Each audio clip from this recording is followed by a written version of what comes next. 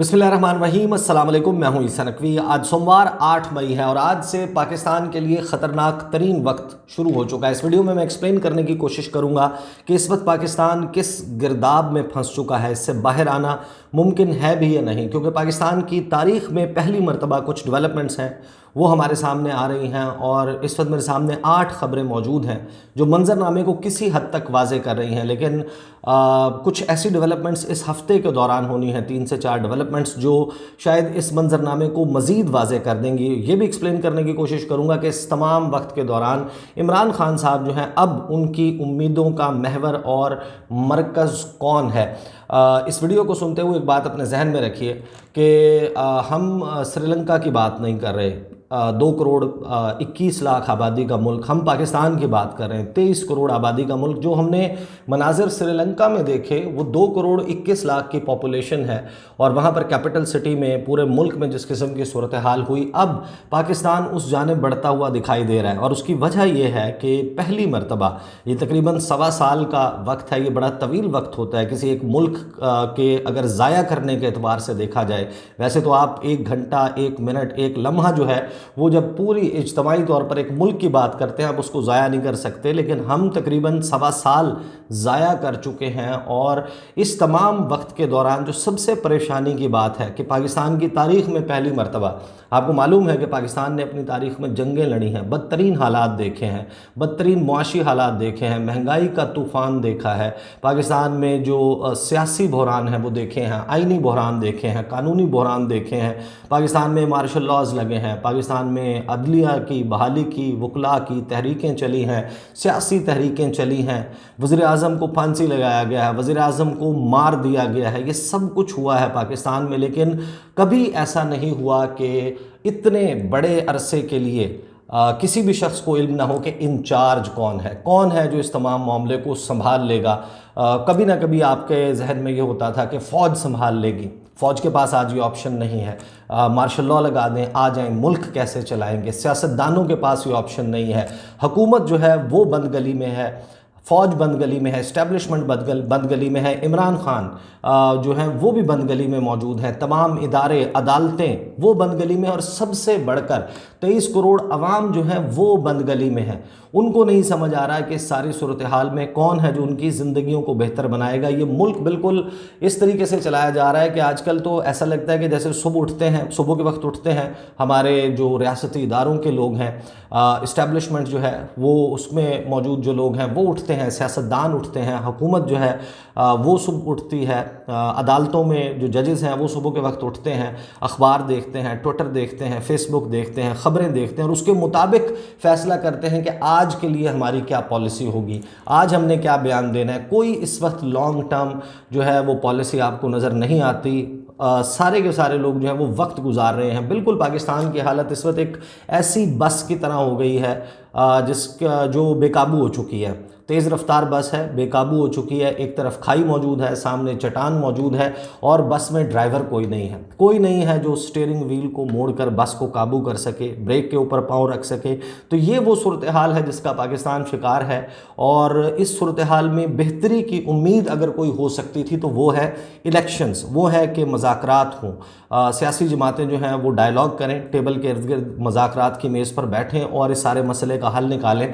Chief justice ने जो गुज़श्ता रोज़ तकरीर की उसकी मैं तफसील रख चुका हूँ गुज़श्ता वीडियो में, आपको वो सुनकर अंदाज़ा हो जाएगा कि जब मुल्क का चीफ़ जस्टिस ये कह रहा हो कि हमने फ़ैसला दे दिया है, मेरिट्स ऑफ द केस पर फ़ैसला दिया है, आइन और कानून के मुताबिक दिया है, टेक्निकल इशूज़ में फंस कर या किसी दबाव के तहत जो है वो फ़ैसला नहीं दिया गया, लेकिन वो पुरयकीन नहीं है। वो ये कहते हैं कि शायद इस फैसले पर अमल दरामद हो, शायद ना हो, लेकिन तारीख़ जो है वो उसमें अमल दरामद होगा। इसका मतलब ये है कि चीफ़ जस्टिस ऑफ पाकिस्तान वो आखिरी हद तक तो आ गए हैं। उन्होंने अपना जो फ़ैसला है वो हुकूमत की विश के ऊपर नून के मुताबिक नहीं, कानून के मुताबिक दिया है, आइन के मुताबिक दिया है, लेकिन उसके ऊपर इम्प्लीमेंटेशन कैसे होगा ये वीक इस हवाले से बहुत अहम है।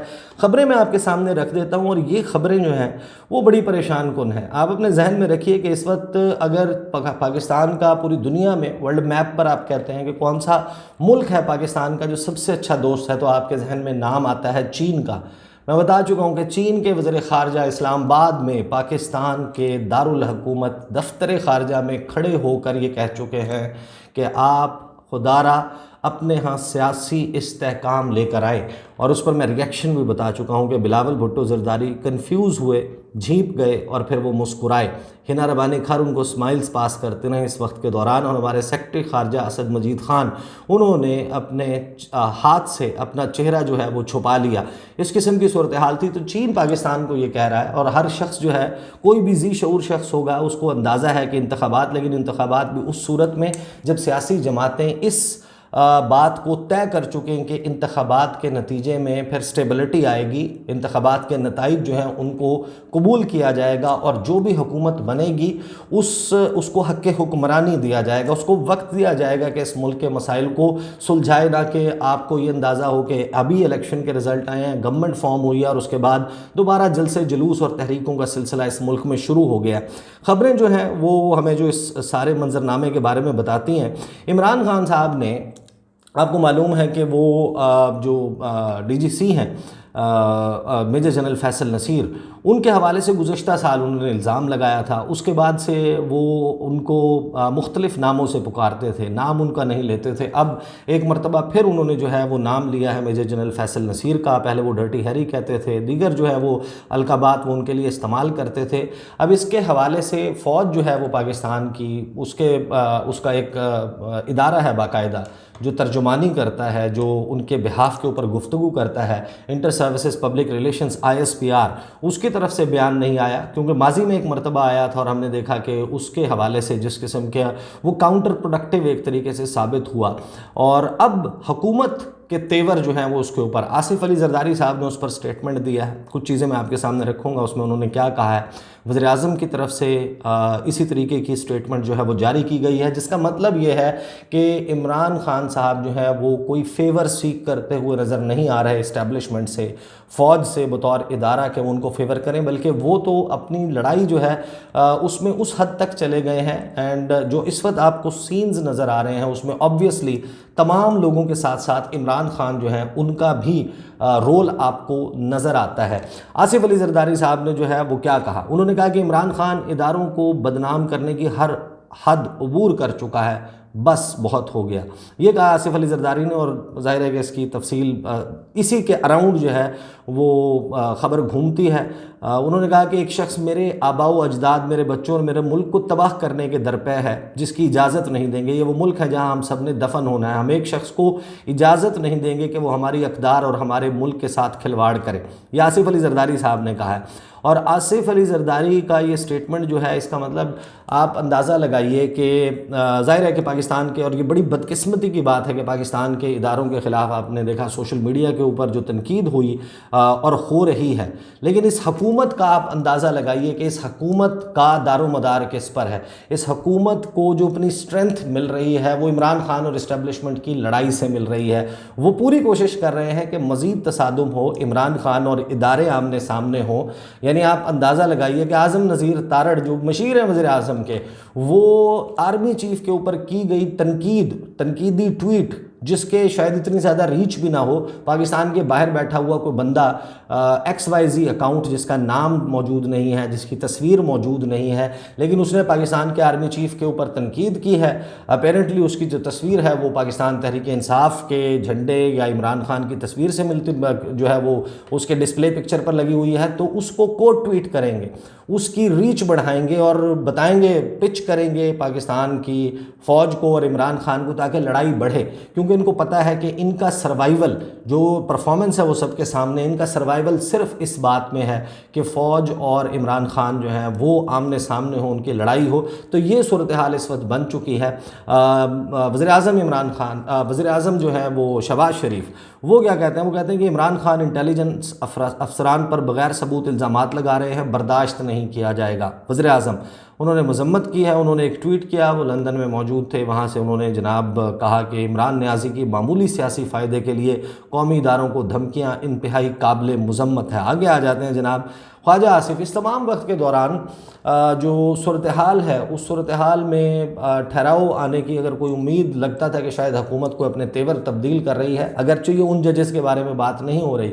हफ्ते के रोज़ हुकूमत ने सुप्रीम कोर्ट ऑफ पाकिस्तान में दो बातें कहीं। एक, उन्होंने जो supreme court procedure and practice and procedure bill है, उसके हवाले से जो 8 रुकनी बेंच बना हुआ है चीफ जस्टिस उमरता बंदयाल की सरबराही में, आज अब से चंद घंटे के बाद उसकी समाअत होनी है, उसके पास एक जवाब जमा कराया। एक तो उन्होंने ये कहा कि जनाब हमारा किसी जज के ऊपर कोई एतराज़ नहीं है, हम तमाम जजेस के ऊपर मुकम्मल एतबार करते हैं। कंट्रेरी, बिल्कुल मुख्तलिफ है ये बात उससे जो हुकूमत पार्लियामेंट में करती हुई नज़र आती है, टॉक शोज़ में, जलसे जुलूसों में जिस किस्म के वो गुफ्तगू करते हुए नज़र आते हैं, जो तनकीद करते हुए नज़र आते हैं। ये यहाँ तक कहती हैं मरीम नवाज़ के अगर कोई थोड़ी सा इज़्ज़तदार शख्स होता तो वो इस्तीफ़ा देकर घर चला जाता, और वो ये चीफ जस्टिस उमरता बंदयाल को कहती हैं। दूसरी तरफ हुकूमत ने ये पैंतरा बदला, ये चाल चली सुप्रीम कोर्ट ऑफ पाकिस्तान में, और साथ ही उन्होंने फुल कोर्ट की इस्तदा कर दी।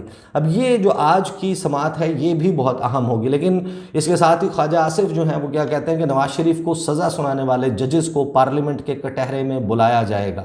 जजेस को पार्लियामेंट में तलब करने की बात हो रही है, और ये सिर्फ उन जजेस की बात नहीं कर रहे नवाज शरीफ वाले जजेस जिन्होंने नवाज शरीफ को नाअहल किया था। यहाँ पर ख्वाजा आसिफ जो है वो ये कहते हैं इसके अलावा कि इन जजेस को बुलाया जाएगा पार्लियामेंट में। वो मुलाकात करके आए थे नवाज शरीफ साहब से लंदन में, और वहाँ पर उन्होंने जो है वो गुफ्तगू की। उन्होंने कहा कि जनाब पार्लियामेंट और अदलिया के बहरान में पार्लियामेंट का दिफा करेंगे। ये बहरान क्रिएट किसने किया है? ये क्रिएट इस हुकूमत ने किया, इस हुकूमत में बैठे हुए लोगों ने किया है। एवरीबडी नोज़ इलेक्शन के लिए फ़ंड्स 21 अरब देना, सिक्योरिटी देना, ये आइन के तहत ज़िम्मेदारी थी, नहीं दी गई, और उसकी वजह से हमारे सामने ये सारी सूरत हाल है। तो ख्वाजा आसिफ भी सारे मामले को बढ़ाते हुए नज़र आ रहे हैं। इस तमाम वक्त के दौरान मैंने एक्सप्लेन किया कि चीफ जस्टिस ने लाहौर में जो ख़िताब किया, वो ख़िताब बड़ा इंटरेस्टिंग था। उन्होंने वाज़े कर दिया, उन्होंने अपने साथी जो फेलो जजेस हैं उनको भी ये पैगाम दे दिया कि टेक्निकल रीज़न्स के पीछे छुप कर वो जो बात कर रहे हैं, ये मंसूर अली शाह की बात हो रही है, ये अतर मिनल्ला की बात हो रही है, जस्टिस याया अफरीदी की बात, इन लोगों की बात हो रही है जिन्होंने डाइसेंटिंग नोट्स दिए हैं, और उनके हवाले से वो टेक्निकल रीज़न्स जो हैं वो उसके ऊपर वो कहते हैं कि जनाब ये टेक्निकल रीज़न्स, और माजी का हवाला देकर वो कहते हैं जो 1955 के केस हैं उसका हवाला देते हुए जस्टिस तमीज़ुद्दीन वाले कि किस तरीके से अकेला जो है वो एक डाइसेंटिंग नोट आ गया, और वो आज याद रखा जाता है क्योंकि वो टेक्निकल रीजंस के पीछे नहीं छुपा, उसने मेरिट्स ऑफ द केस को देखते हुए फ़ैसला किया। फिर वो ये भी कह देते हैं कि मैंने फ़ैसला किया है, जो हमने दिया है ये डिसीजन, इसके ऊपर अमल दरामद होता है या नहीं, आज नहीं होगा तो कल होगा। तो ये भी एक अगेन वो सूरत हाल है जो आपको बता रही है कि कोई भी शख्स जो है वो इस वक्त कंट्रोल नहीं है, उसका इंचार्ज नहीं है कि वो सूरत हाल संभाल लेगा, कंट्रोल कर लेगा। चीफ जस्टिस जब वहाँ से बाहर निकल रहे थे तो उनसे सवाल हुआ ऑडियो लीक्स के मुतल्लिक। जब ऑडियो लीक्स के मुतल्लिक सवाल हुआ तो उन्होंने अपने मुंह पर होंठों के ऊपर उंगली रख के कहा, चुप रहने का इशारा किया, और उन्होंने कहा कि बस आप दुआ करें। ये उन्होंने गुफ्तगू की। चीफ जस्टिस का मैं आपको बता चुका। अगली डेवलपमेंट, इमरान खान साहब आपको पता है कि वो कहते हैं कि जनाब इंतखाबात जो हैं वही हल है, और उस हल के लिए वो करने जा रहे हैं, वो मैं आपके सामने आखिर में रखूँगा, और उनकी उम्मीदें बेसिकली किससे लगी हुई हैं। बयान बड़ा इंटरेस्टिंग आया परवेज़ खटक साहब का। परवेज़ खटक साहब ने कहा कि हुकूमत और PTI में मुज़ाकरात कभी कामयाब नहीं होंगे। तहरीक इंसाफ के सूबाई सदर कहते हैं कि जनाब हुकूमत और PTI में मुज़ाकरात कभी कामयाब नहीं होंगे। मुज़ाकरात की पोजीशन पहले भी बहुत ख़राब थी और अब भी बहुत ख़राब है। वो नौशहरा में थे, उन्होंने वहाँ पर कहा कि जब हुक्मरानों की नीयतों में फतूर हो, झूठ बोला जाए और वादा खिलाफ़ी की जाए तो ये सिर्फ वक्त को ज़ाया करना है। PDM टोले के साथ मुज़ाकरात बेमकसद है, उनका इंतखाबात कराने का कोई इरादा नहीं है। परवेज़ खटक ने कहा कि अगर जजेस की बेइज्जती होगी, उनको इंसाफ और इज़्ज़त फराहम ना कर सके तो ये इंसानियत नहीं जंगल का कानून है। ऐसा नहीं हो सकता कि PDM की डिमांड पर अदालतें चलें। फुल कोर्ट बनाने पर तहरीक इंसाफ को कोई एतराज़ नहीं है, ये इख्तियार है चीफ जस्टिस का। ये सारा मंजरनामा है और इसमें इमरान खान साहब जो हैं उनको अंदाज़ा है कि ये बड़ा डिसाइसिव मोमेंट है, बड़ा डिसाइसिव वक्त है। 14 मई का ऐलान किया था, फ़ैसला दिया था सुप्रीम कोर्ट ऑफ पाकिस्तान ने, जो उनका 4 अप्रैल का फ़ैसला है, उसमें उन्होंने कहा कि 14 मई को पंजाब में इंतखाबात कराए जाएँ। उसकी टाइमलाइन दी गई, बताया गया फ़ंड्स कब तक आएँ, क्या चीज़ कब शुरू हो, वो तमाम शेड्यूल जो है वो हमारे सामने मौजूद था। उस पर तो हाथ खड़े कर दिए हैं। अब अगर हुकूमत आज कोशिश भी करना शुरू कर दे तो अब 14 मई को इंतखाबात नहीं होते। अब 14 मई को इंतखाबात ना होने की सूरत में सुप्रीम कोर्ट के फ़ैसले की खिलाफ वर्जी तो हो गई।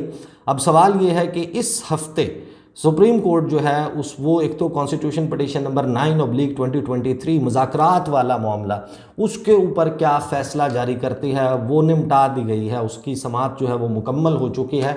उस पर क्या फ़ैसला आता है, और ये जो कॉन्स्टिट्यूशन पिटीशन नंबर 5/2023 है, जिसका फ़ैसला 4 अप्रैल का ये था कि 14 मई को पंजाब में इंतखाबात करवाए जाएँ, अब वो इंतखाबात नहीं हो रहे तो चीफ़ जस्टिस क्या करेंगे?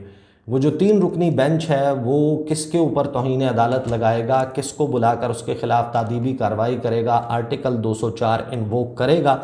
अगर नहीं करेगा, रियासती इदारों से उस डिसीजन को इम्प्लीमेंट करने के लिए मदद नहीं मांगेगा तो फिर सुप्रीम कोर्ट की जो सेंक्टिटी है, जो सुप्रीम कोर्ट के डिसीजंस हैं, उनके ऊपर अमल दरामद का मामला फिर तो ये वतीरा बन जाएगा कि कोई भी बाइख्तियार और ताकतवर हो तो फिर वो सुप्रीम कोर्ट के फ़ैसलों को रोंद सकता है, उस पर अमल दरामद से गुरेज कर सकता है। आइन में पोजीशन इस पर वाज़े है।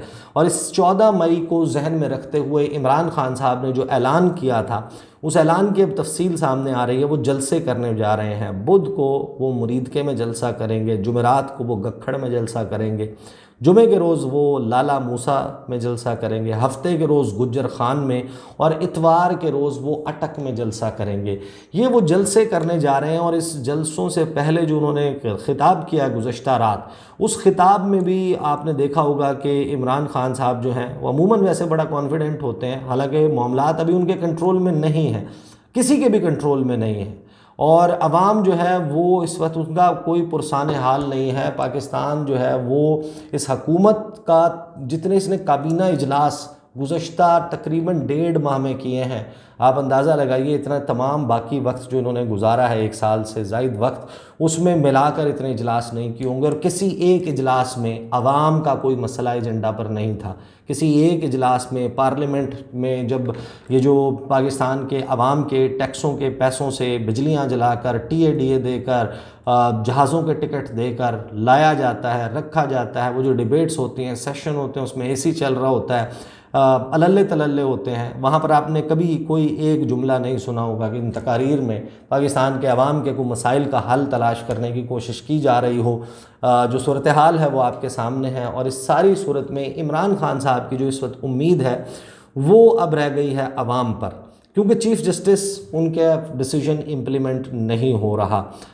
इस्टेब्लिशमेंट जो है उनके हालात कैसे हैं इमरान खान साहब के साथ आपके इल्म में है। हुकूमत मुज़ाकरात की टेबल पर उनको लिफ्ट कराने के लिए तैयार नहीं है। तो इमरान खान साहब की उम्मीद अब ये है कि जिस तरीके से उन्होंने हफ्ते के रोज़ ये किया कि अपने तमाम वार्ड लेवल के ऊपर लोगों को कहा कि आप बाहर निकलें, लोग बाहर निकले भी। उन्होंने अब तकरीबन हर वार्ड लेवल पर, मैं पहले बता चुका, उन्होंने 12-12 बंदों के नाम मांगे हैं जो आएंगे, जहां पर उनको बुलाया जाएगा वो वहां पर पहुंचेंगे, जलसे में, जुलूस में, रैली में शिरकत करेंगे। तो और बाकी जो है वहाँ की लोकल पॉपुलेशन वो होगी। इमरान खान साहब इसमें कितने जो है वो कामयाब होते हैं, इस बात से हटकर असल बात यह है कि पाकिस्तान इस एक परफेक्ट स्टॉर्म जो है वो पाकिस्तान में बन चुका है। श्रीलंका जो है वो मैं जिस तरह बता चुका कि 2 करोड़ 21 लाख आबादी का मुल्क था, ये 23-24 करोड़ आबादी का मुल्क है। और इसके सर पर इसका एक दुश्मन मुल्क इंडिया मौजूद है। सूरत हाल आपके सामने है कि इस वक्त हुकूमत की ये सूरत हाल है। जो बिलावल के साथ हुआ, जो सूरत हाल हुई इंडिया में, वो मैं आपके सामने रख चुका। वो ओपनली थ्रेट कर रहे हैं CPAC को। और शहबाज शरीफ साहब की सूरत हाल ये है कि वो लंदन जाते हैं, एक 34 सेकंड का क्लिप जो है वो मुल्क की इंफॉर्मेशन मिनिस्टर शेयर करके कहती हैं कि मुलाकात हुई शाह चार्ल्स के साथ। ये मुलाकात जो है, जो एक इनफॉर्मल गैदरिंग में या फॉर्मल गैदरिंग में बहुत सारे लोग जो खड़े होते हैं उनमें से किसी एक शख्स के साथ मुसाफा उसको मुलाकात करार देती है अपनी क्रेडिबिलिटी, अपनी साख बनाने के लिए। और जब आप गौर से उस क्लिप को देखें तो आपको पता चलता है कि ये 34 सेकंड का शायद क्लिप नहीं है, इसकी स्पीड को जो है वो स्लो किया गया है। जो टोटल एक्सचेंज है वो तो शायद 17 सेकंड का है, उसको 50% के ऊपर स्लो डाउन करके या 0.75 के ऊपर स्लो डाउन करके उसकी ड्यूरेशन जो है वो बढ़ाई गई है, ताकि लगे कि जैसे वो घुल मिल गए, बड़ी देर तक बातें करते रहे। आधा मिनट जो है उसको मुलाकात करार दिया जा रहा है। जो बाइडन से मिले थे वो भी एक फ़ोटो ऑप था। उन्होंने जो अक़वाम मुत्तहिदा के इजलास में शिरकत के लिए पूरी दुनिया से ममालिक के मंदूबीन आए हुए थे, वज़राए आज़म सदूर आए हुए थे, उनके साथ एक इशाइया जो है एक गैदरिंग का अहतमाम किया और वहाँ पर मौजूद तमाम लोग वन बाय वन आए, तस्वीर उतरवाई, वहाँ पर भी इन्होंने क्लेम किया कि मीटिंग हो गई। तो इस तरीके से ये अपनी क्रेडिबिलिटी जो है, साख है, वो बनाने की कोशिश करती हैं। और ऋषि सुनक के साथ जो यूके के प्राइम मिनिस्टर हैं, उनके साथ भी जो एक आदि तस्वीर है उसको इन्होंने पाकिस्तान और बरतानिया के वज़राए आज़म की मुलाकात करार दिया। ये हाल है हमारे मुल्क के इंफॉर्मेशन मिनिस्टर का, जिनको मुलाकात का मतलब ही नहीं पता कि जब दो ममालिक के दरमियान मुलाकात होती है तो उसके लिए कौन से डिप्लोमेटिक प्रोटोकॉल्स फॉलो होते हैं, उसका एजेंडा किस तरीके से तय होता है, जो ममालिक के दफ्तर ख़ारजा हैं वो कितने वक्त पहले से उसके हवाले से प्रिपरेशन शुरू करते हैं, एजेंडा तय होता है, मिनट्स ऑफ द मीटिंग लिए जाते हैं, साथ लोग बैठे होते हैं, नोट टेकर्स बैठे होते हैं। लेकिन नहीं, हमने अपनी क्रेडिबिलिटी जो है वो साबित करनी है उसके लिए। ये इस वक्त सूरत हाल है और पाकिस्तान का इस सारी सूरत हाल में अल्लाह ही हाफिज़ है, क्योंकि ये तमाम लोग बशमूल इमरान खान, देखें हर बंदे की अपनी अनाएँ जो हैं वो इस वक्त आड़े आई हुई हैं। कहीं ना कहीं इमरान खान साहब को भी एक सॉफ्ट जेस्चर देना होगा।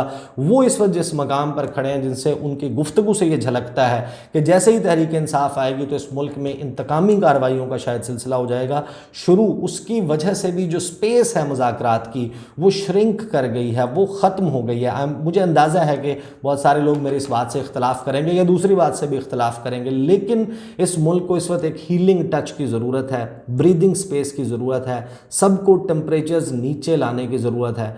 ये जो है वो कब समझेंगे, शायद नहीं समझेंगे। बहरहाल हमारा काम है कि हम इसको पॉइंट आउट करें। इंशाल्लाह अगली वीडियो में मुलाकात होगी। मुझे इजाज़त दीजिए। अल्लाह हाफ़िज़।